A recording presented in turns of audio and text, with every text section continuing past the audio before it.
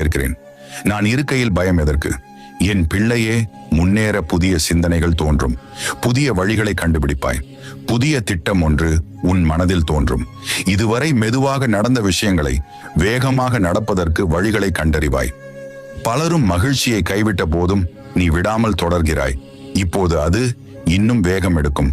உன்னை திசை மாற விட மாட்டேன். நீ என் உயிராயிருக்கிறாய். எப்போதும் என் பிள்ளையாயிருப்பாய்.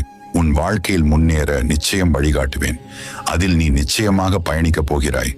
வெற்றியும் அடையப் போகிறாய். நம்பிக்கை இழக்காதே. எல்லாம் நன்மைக்கே.